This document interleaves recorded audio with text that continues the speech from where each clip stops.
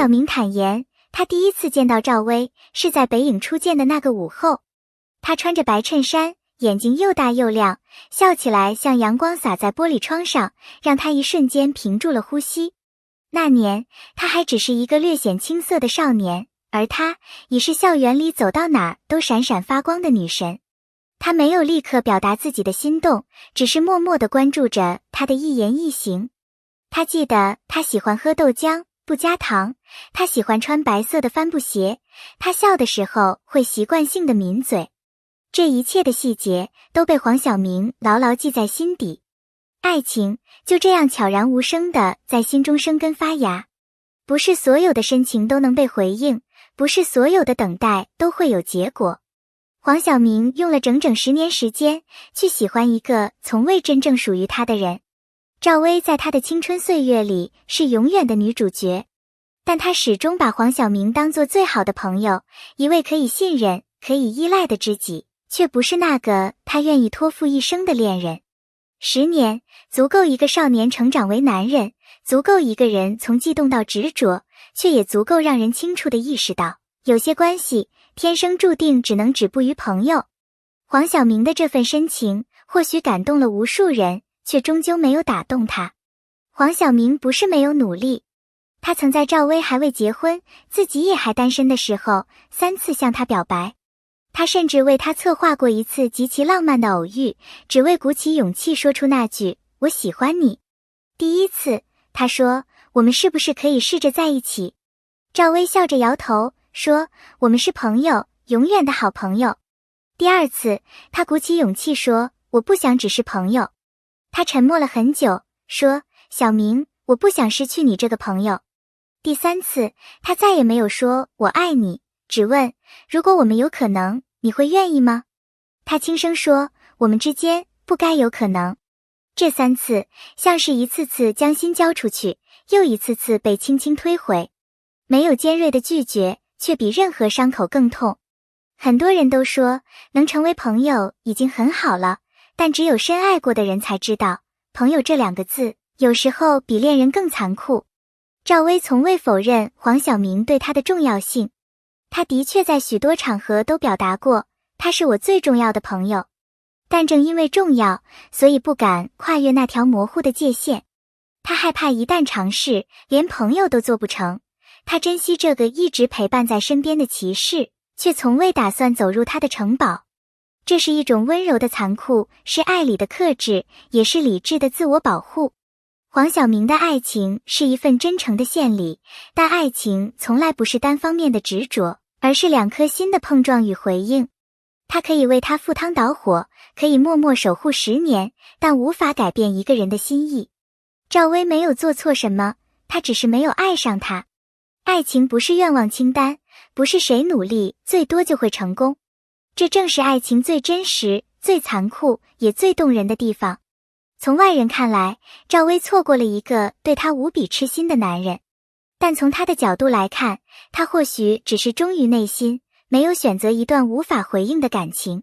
赵薇一向聪明，她知道一段没有爱情的恋人关系只会走向消耗，而一段稳定且信任的友情却能陪伴更久。她没有利用黄晓明的情感，也没有玩弄他的感情，而是始终守住那条界限。这也许不是浪漫的爱情剧本，却是现实中最体面的方式。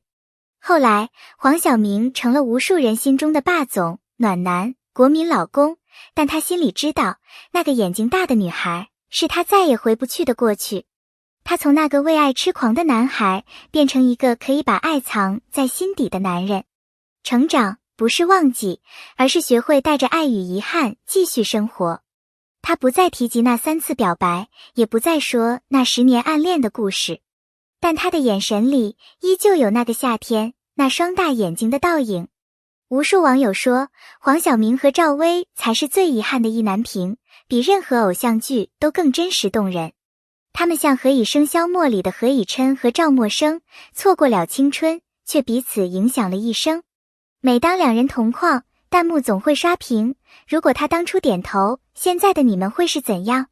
但现实没有如果，有的只是一个10年深爱，一个始终止步。虽然黄晓明未能与赵薇走进爱情，但他们的友情却成了娱乐圈最坚固的堡垒。赵薇导演电影，黄晓明零片酬出演，黄晓明遇到低谷，赵薇挺身而出。这样的支持是超越爱情的情感纽带，是岁月打磨出的情谊。或许他们不适合做恋人，但却成了彼此生命中最值得信赖的人。这种深情已经超越了爱情的定义。黄晓明和赵薇的故事没有轰轰烈烈的结局，只有温柔而克制的遗憾。但正是这样的遗憾，才让人动容。每个人的青春里都有一个赵薇，她明亮耀眼，却从未属于你。也许你也像黄晓明一样，用尽全部勇气告白，换来一句我们还是朋友吧。但请相信，这样的爱没有白费，它成就了你，也让你变得更好。很多人都好奇，如果回到当年，赵薇是否会给黄晓明一个机会？如果他们真的在一起，会不会比友情更幸福？但人生没有回头路，爱与不爱都需要时间去沉淀。黄晓明已学会带着尊重和感激回望那段感情，而赵薇也用坚定的态度回应，有些人注定是朋友。或许他们都做出了最适合自己的选择。黄晓明回忆起第一次遇见赵薇的情景时，眼神中仍然透出一种难以掩饰的温柔与怅然。那是在北京电影学院的新生报道日，阳光透过银杏树叶，洒在校园的石板路上。他远远地看见一个女孩，穿着白衬衫牛仔裤，背着双肩书包，站在报名点前，微微皱着眉头，好像在为选课发愁。就是那一刻，他的世界仿佛被按下暂停键。他不说话，但气场却极强。尤其那双圆圆的大眼睛，灵动中带着一丝倔强，像是可以看穿一切虚伪与庸俗，干净的让人不敢靠近。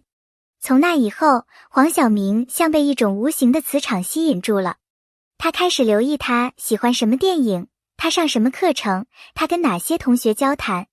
明明没有交集，却在内心为他默默铺陈出无数幻想的剧本，一起排练话剧，一起赶作业，一起去吃炸酱面。他甚至记得，他曾在食堂角落里一个人静静喝着豆浆，眼里有光，仿佛整个世界都静止了。赵薇的美，从来不是那种张扬外放的类型，而是深入骨髓的真实感。她笑起来的瞬间有一点孩子气，说话又不失利落的逻辑感。对年少的黄晓明而言，这不是一场简单的校园暗恋，而是某种程度上的精神依赖。我那个时候不知道自己是不是喜欢他，但我知道我从来没有想过其他女生。黄晓明曾在访谈中坦率承认，在这个年纪，喜欢一个人可能不是轰轰烈烈，而是那种默默守护的坚定，那种不敢靠近，只想看着他幸福的克制。也正因如此，这份爱在最初就已经注定不是一段普通的恋情，而是一段刻骨铭心的青春纪念。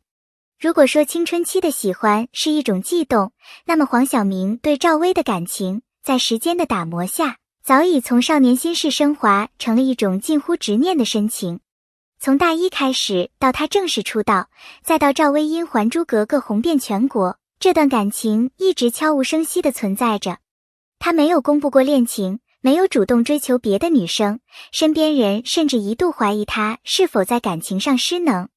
但他自己心里清楚，不是不动心，而是心已经被一个人住满。